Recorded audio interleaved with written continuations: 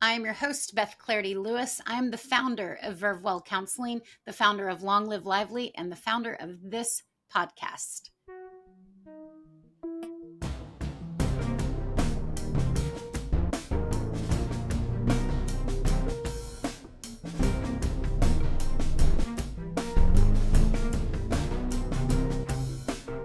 Welcome to the Verve Well Counseling podcast, titled This Won't Be Done by Five, which gives a nod to the human condition, which simply holds no deadlines.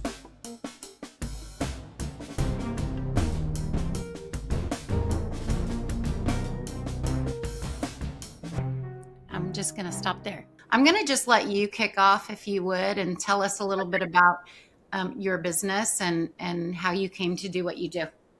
Yeah, absolutely. So centered psychiatry is my practice, and it really is just rooted in having a big picture, holistic view, because our mind is connected to our body, yet sometimes it's treated like it's a separate organ system. And so it all communicates, it all talks, and it all affects one another. And so my approach is really just to look at the person as a whole. And that means hormones are mental health. That means nutrients are mental health. It means food is medicine, lifestyle modifications. And so really looking at the person as a whole, not just the symptoms maybe that they're experiencing, whether that's depression, anxiety, OCD, whatever may be going on. And so with my approach, I try to look at the big picture, do a really deep dive in the assessment of what is going on, what is potentially at the root cause of what this person is experiencing. Again, is that thyroid? Is that perimenopause? Is that nutrient deficiencies? Is there trauma? And still the kind of the biopsychosocial, but a deep dive in that biologic approach, while having the deep understanding too of the psychological approach and with trauma and upbringing and what makes that person who they are. And then having some additional tools in my tool belt to address these things. I absolutely believe in medications. I think those are a very important tool, but there's also other tools too. And that can look like exercise as medicine, food as medicine, talking about sleep hygiene, lifestyle interventions, using herbal supplementation. Therapy is always a given, that's required. And just having more tools in my tool belt. And that's what brought me to my practice and doing some additional training with integrative psychiatry. I just wanted to have more options to offer somebody to feel well. I love this so much. I've been so excited to speak with you, and I believe in everything you just said. All of us do. We're all really use Sure. that same lens and that same school of thought. From your position, where from the angle that you work with a patient, what would you say is the benefit? This isn't a trick question, I promise, but what would you say is the benefit of therapy for a client coming into you who's seeking medication or who's interested in lifestyle hacks and tweaks and who knows that they've got this diagnosis or that diagnosis? What would you say to them about the benefit and the gain of therapy?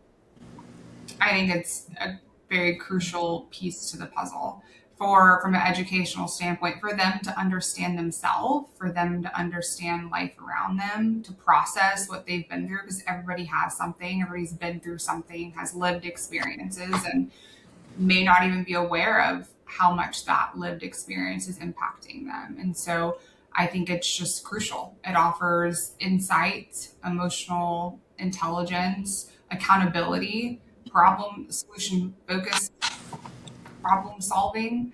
Yeah. So it's that's why required is a harsh word, but it's just true. It's why it's required in my practice, because it has to go hand in hand. I don't think we can all do this alone. And so it really allows me to partner with somebody who's aligned with having somebody feel their best. But then we also partner with the patient, with the client, to help them reach their goals and help them look at something from an objective standpoint. And you may hear people say, "Oh, I talked to a friend about that." But sure, that's wonderful and that's great. But that's a biased opinion. That's not an objective third party, and that's really where therapy comes in. This is an objective viewpoint that can really offer input, support, challenge, distorted thought process, Yes. process trauma. So all the things. Hmm. I love that. I love that. I really like the term on your website, lifestyle medicine. I love that when I went to explore that further, um, and just that the prescription that is given is exercise or Mhm. sleep hygiene or that type of thing.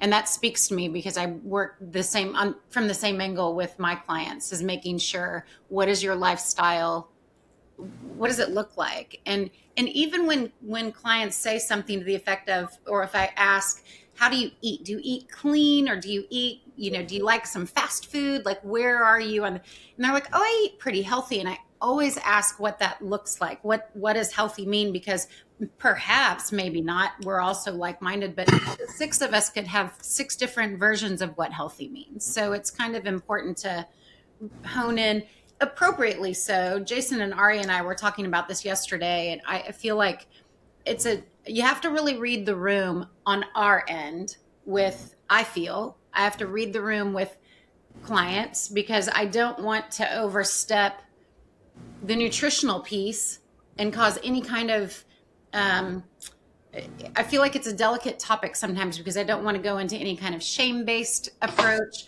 or anything that suggests I think they look unhealthy or anything like that. So I feel like there's a sweet approach to it. There's a sweet spot in there. So it's a delicate conversation, but I agree it's a necessary one.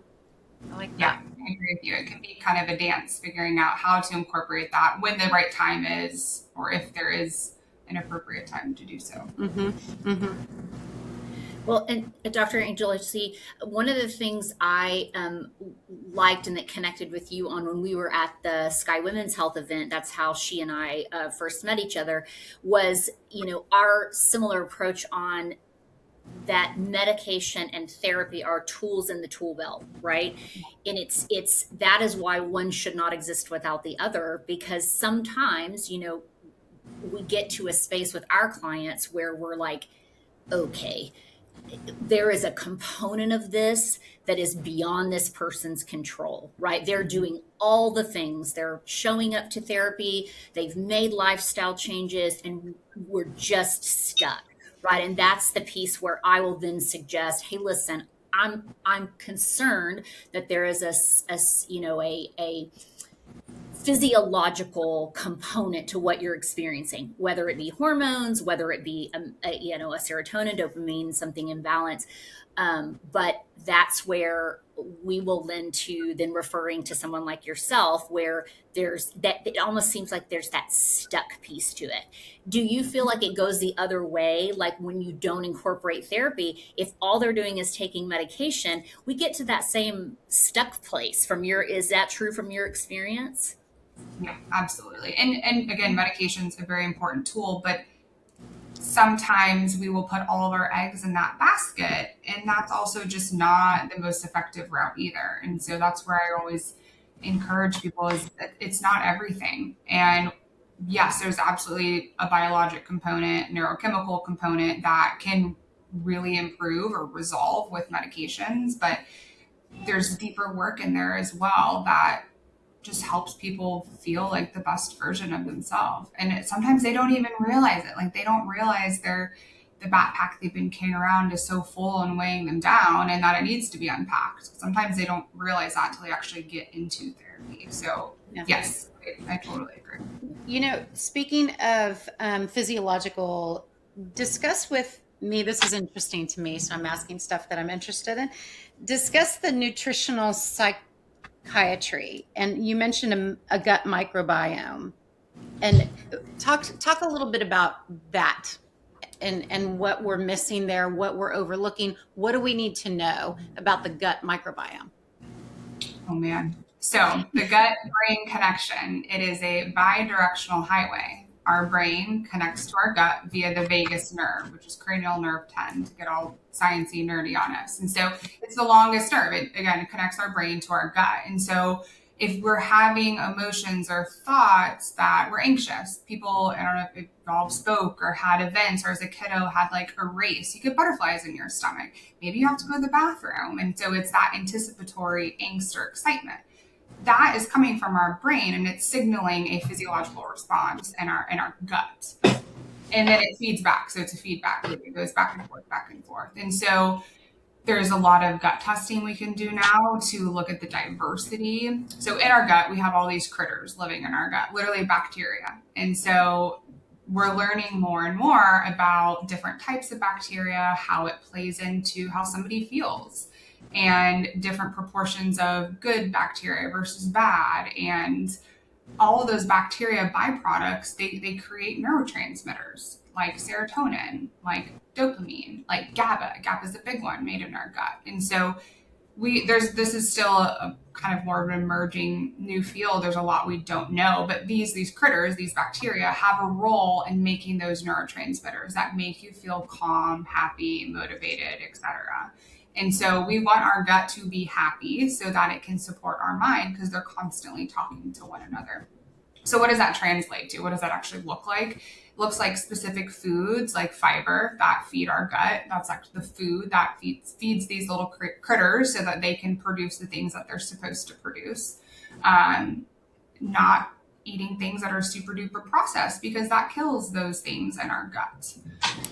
And so even more kind of downstream from that is sometimes people will come to me after they've had treatment resistant whatever GI symptom that it may be, and where the effective treatment is, we really needed to calm the mind first so that the gut could then calm down whatever that GI symptom was that they were having.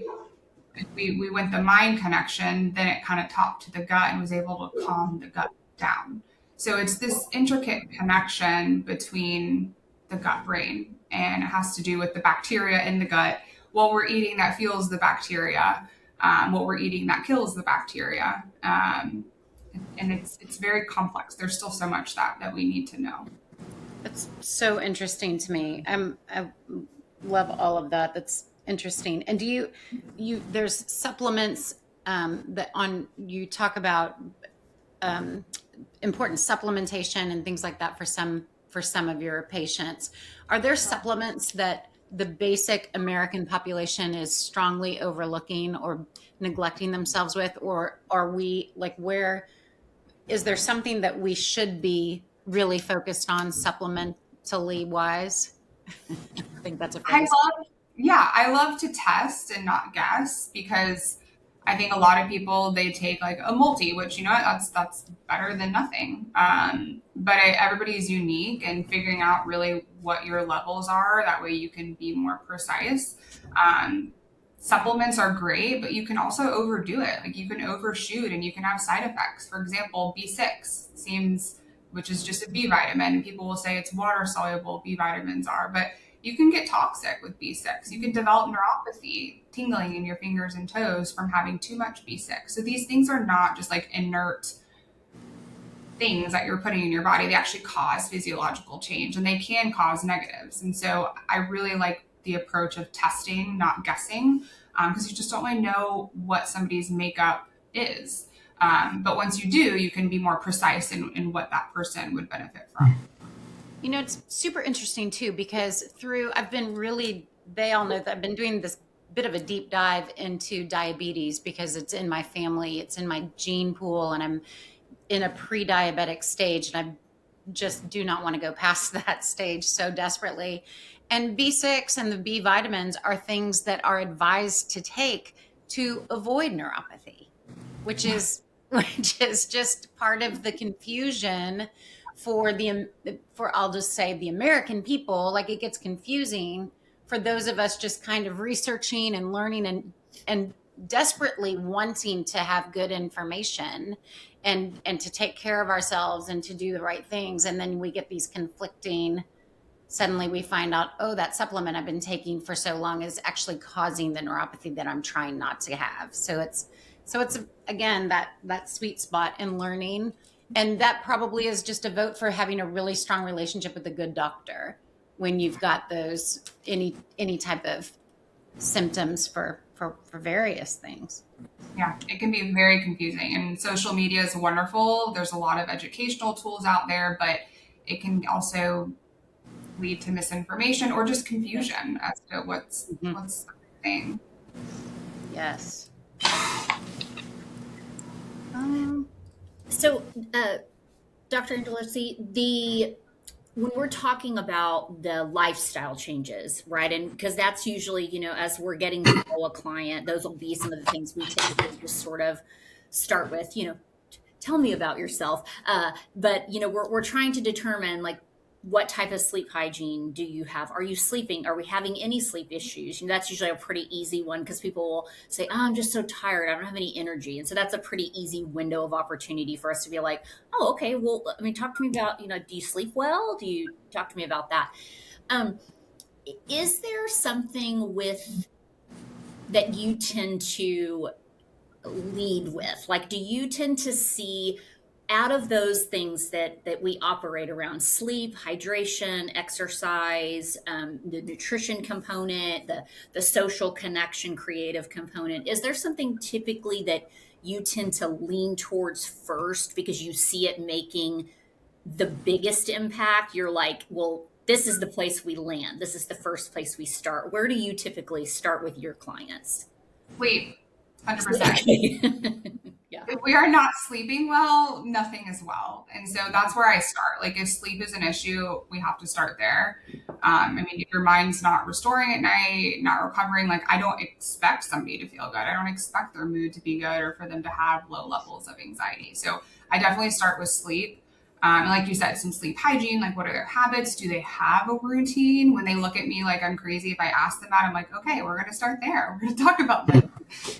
Talk about circadian rhythm and rising with the sun and going to bed with the sun and how melatonin works and getting your feet outside and eyeballs to the sunshine. Sometimes it sounds crunchy, but it's actually really based in science and evidence. Yeah. It's effective. Yeah. So sleep is definitely where I start. Okay. On the sleep topic, can you, or anybody on this little panel this evening, I'm learning a ton. We all have learned a ton about cortisol over our years. How does is cortisol 100% stress related? Is it an answer to stress? Or is there a way to lower cortisol? Is it strictly in the field of meditation and deep breathing and getting rid of stress, if you will, which is not the easiest for a lot of people, just to go, hey, rid your life of stress. Brilliant. I would love to. But is cortisol is that just something that gets lowered as we calm our nervous system? Tell me something about that I may not know. Anybody, doctor, yourself especially. Sure. Yeah, I'm happy to tackle that as well. Yes, it is very related to stress, but then it's related to anything else that's related to stress, which is so many things. And so we'll take like blood sugar, for example, or somebody's metabolic health. Your blood sugar is directly tied to your cortisol. For example, if I ordered labs on somebody, like let's say I'm getting my own labs and I'm going to look at my fasting blood sugar. If I had a really stressful morning and I was rushed and everything went wrong and I was feeling that, my cortisol is going to go up. So is my blood sugar. And so it follows that same curve. And that's why with nutritional psychiatry, when we intervene with food, we want to balance blood sugar, because the more roller coaster and yo-yoing we're doing, it usually follows somebody's mood and anxiety. Like, I don't know if you've seen those CGMs, the continuous glucose monitors, where it just measures somebody's blood sugar, and you'll have them log or journal as it's usually the big ups or downs. But when they're feeling that, like you don't feel good. I mean, I've done one myself. You don't feel great. We've all had too much pie at Thanksgiving. Like you go into a food coma afterwards, or maybe you feel horrible and inflamed the next day.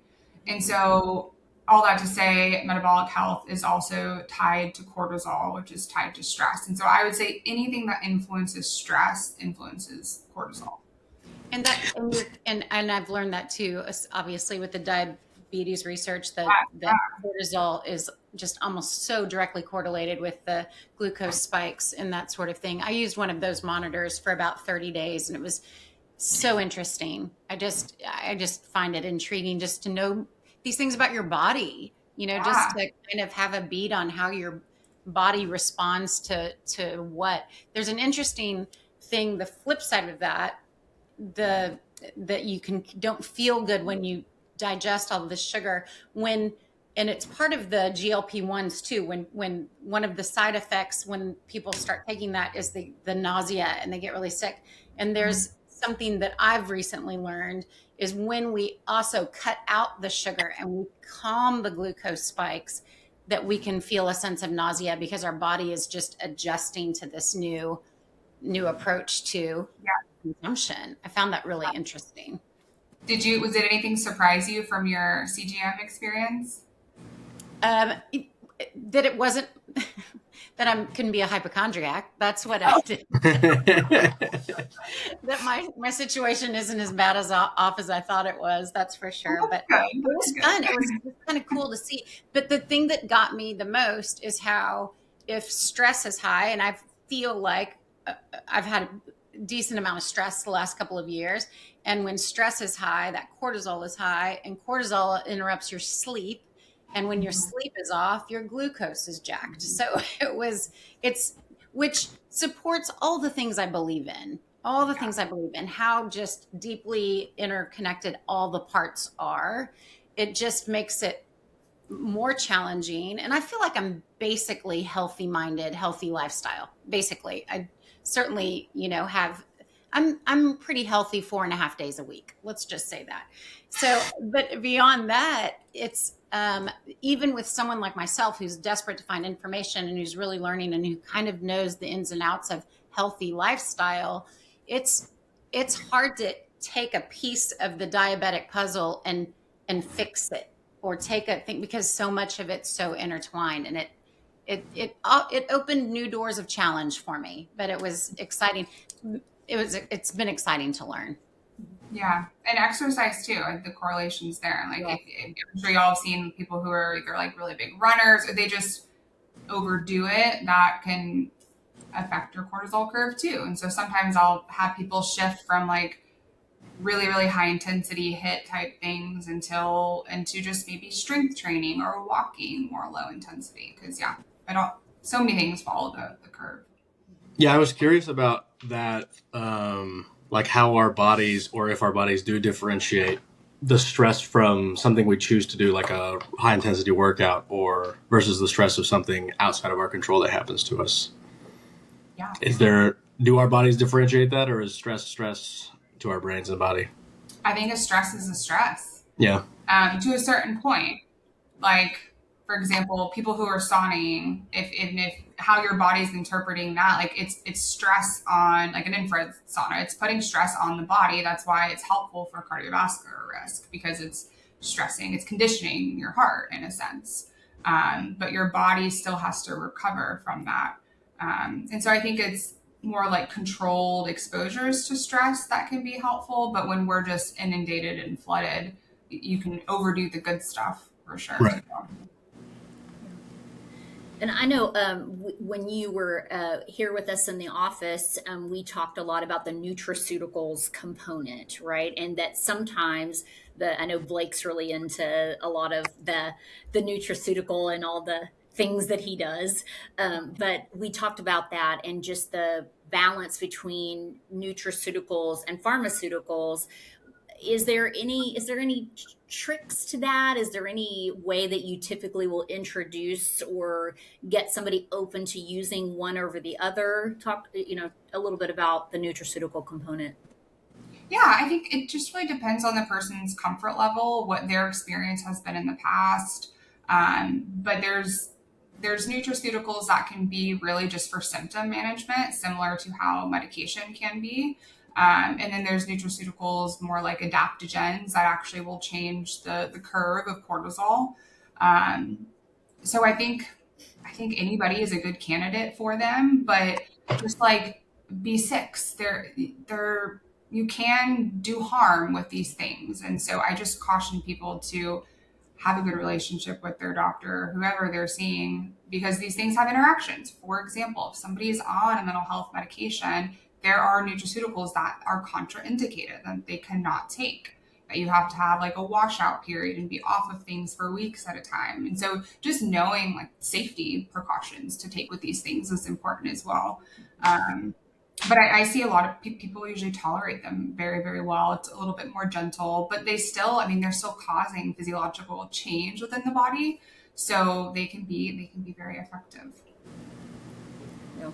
The nutraceutical is so available, right? And again, going back to the social media component of there's so much out there saying, oh, try this stack, try this peptide, try this pill, you know. And so it can get it gets very overwhelming and very confusing, and you don't know who to listen to. So I think that a lot of people struggle with that component of too much information. Yeah. Yeah. And the more you learn, the more you realize you need to learn more. Like there's so much out there. And it's so fun. Like I love to deep dive and nerd out. And then I realize, oh, I need to go read about this now because it just the web continues on. And it's fun, but I just would say find somebody that you can trust that can walk you through it. That's key. That's key. Finding the person you can trust. That's in therapy and medical doctor, therapist, because it's just there's experience I've had historically.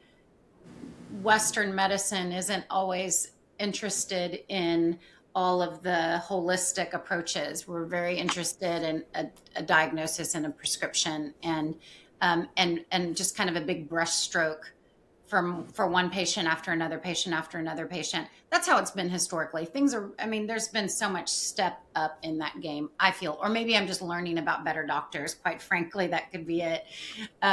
But it's so important to find that person you trust. And it's not the easiest thing to do, you know, and it's the same with therapy. There's a billion therapists out there. There are a billion doctors out there, and finding one that speaks your language or speaks to something that you want to learn, or just kind of has the same approach or lens, that's key. That's really key. So I appreciate the work that you're doing.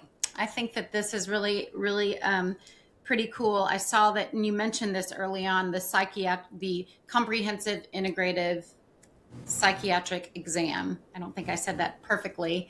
That you do for your patients as they kind of come in the door, and you really dive deep into them as an individual, which goes into me saying how my experience with doctors have been just big giant brush strokes. So I appreciate that you take the time to see who it is you're speaking with and what it Yeah, is they're going through and how their body ticks or doesn't tick. That's so important. That's so important. sure. I feel like that's what it's all about. Yeah, yeah, yeah. It's cool.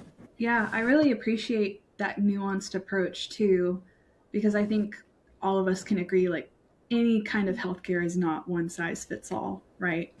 And I appreciate like that nuanced approach in the sense of you mentioned earlier, you know, I want to test, not guess, because everybody's different. And I feel like so many of us talking about social media and healthcare, so many of us get in this mindset that it's almost like this monolith and it is one size fits all.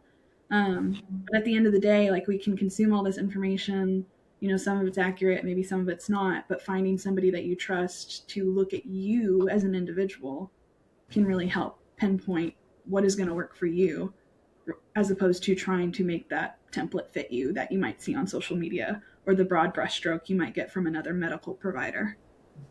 Great. Yeah. Absolutely. So, Dr. Angelocci, we are partnering together, and so I've referred a couple of people to you already, and you to us, which is amazing. Anybody who is a current Vervewell client, you're offering priority scheduling. So we're gonna, if they mention that they're a client of Vervewell, they found out about you from that. Can you just give, in a nutshell, just in case someone's just listening who happens to not be a client of Vervewell, we don't know why they're not yet, they should be, but also is like, hey, I've been wanting to see a psychiatrist and see what's going on with me, or I'm looking for a new one. What can what can a patient expect when they make contact with you and schedule with you? What should they expect? Sure. The first visit, we have a lot of time. And like you were saying, Beth, that comes down to a lot of what we need. So first visits are 2 hours. We've got a lot of time to dive into what life has looked like. And it's just that first visit's an opportunity for me to get to know them and vice versa. And we come up with a game plan. Part of that plan includes those labs that I was referring to, where we're going to test and not guess. And then after that, I usually meet with patients monthly to every 3 months. And so it's closer follow up. It's more of a in-depth relationship that we're working on things continually. And so I meet somebody where they are at in their journey, and that looks like a lot of different things.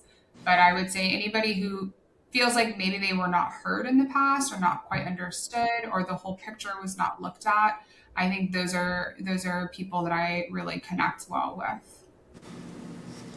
This is really cool. We have I wrote a Sheen method way back when I was an associate working on my hours to get fully licensed, and it's the sleep, hydrate, exercise, express, and nourish. And those 5 verbs, Heather did a great job a few podcasts ago identifying that the exercise is really just movement. It just is. No, I'm not promoting. You don't have to be a gym rat. If that's your jam, then do it, but you don't have to be. But just incorporating those 5 tenets on a daily basis, that really allows us to have the wherewithal to deal better with the hand we may be dealt. That's all it is. It's not getting rid of depression. It's not getting rid of anxiety. But if I know in my personal experience, if I have those things in a row more times than not and have a steady rhythmic relationship with those 5 tenets, I'm qualified to handle some of the things get thrown my way, pre-diabetes or anything else, or anxiety or depression, which I've been very open about kind of dabbling with over my years. So knowing how to manage the things that life throws your way or genetics gives to you, it's the thing you can monitor, the thing you can control are those 5 tenets, many others as well. But that Sheen method is all throughout your website too, basically. I mean, you take it from such a similar approach, and I really, really appreciate that. It's good to know that. Very aligned, and I'm thankful to have y'all in the community, because it's all about the community and who you can refer to and the network and knowing there's like-minded people out there. So it's great to have you guys in Fort Worth. Well, and you a little bit farther, but within a little bit. Just a little bit. Which brings me to my final question. Do you take out-of-state patients? I don't. I would love to, but I just can't because my license is only in Texas. Got it. Right now. Got it. Yeah. That's fair. I'll let that slide. That's a reasonable reason. But I really appreciate your time this evening on this Friday night. Thank you so much. And does anybody else have any questions or something else that we can throw on the table before we wrap up? I have one more curiosity I'll throw out there. So something that caught my eye on your website, Dr. Angelocci, was mentioning genetic testing before prescribing as a part of kind of that assessment.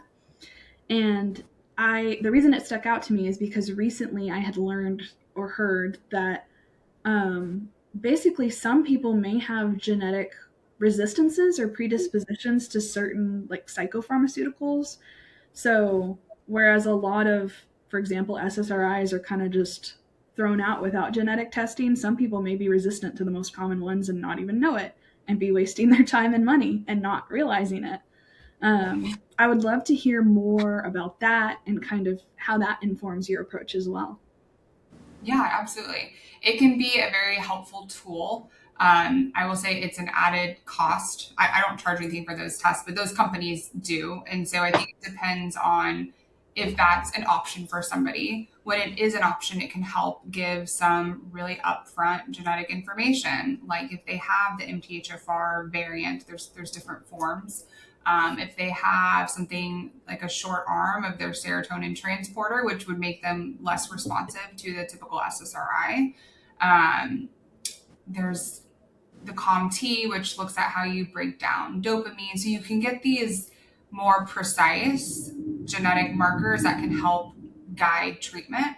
I think eventually that will be more accessible where it could just anybody can do it right away and have that as an option. But I think there's still some barriers to doing that as like upfront on everybody. But it does give really interesting information and it can help guide treatment, especially where I see it being really helpful is if someone's coming to me for the first time and they've had either multiple medication trials that's just working or they've had really profound side effects.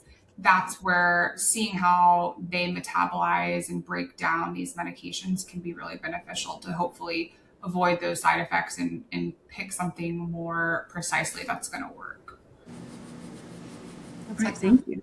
Yeah, that's very helpful to know too. Like if we have clients that come in who are like, I've tried it all and it doesn't work, Yeah. then we kind That's of the have, person. That's really who I think of for that type yeah. of test. Wow. Well, I appreciate your time this evening, and I appreciate all of you from Vervewell there in Fort Worth, your time this evening. And like Heather said, if you are a Vervewell client, you get some little perks through the Centered Psychiatry. And we just are really thrilled to be partnering with you. It's really fun to find like-minded people. Like you said, it's great to be a part of a community and to just be of service to our neighborhood and our community is something we're all very proud of doing. So it's really nice to meet you. And thank you Yeah. for your time this evening. And anyone else? Anything else? Heather, did we cover everything? You're always good at scooping in and saying what I forgot to say. I think so. I think everything was, I think I hope we've covered all of Dr. Angeloci's bases. I think we kind of, hit the mark. All right. So All right, nice to see you all. Thank you guys for y'all's time as well. So nice to see you, and all of you enjoy your weekend, and we'll catch up at another time. Hey, you. Yeah, you. I told my therapist about you.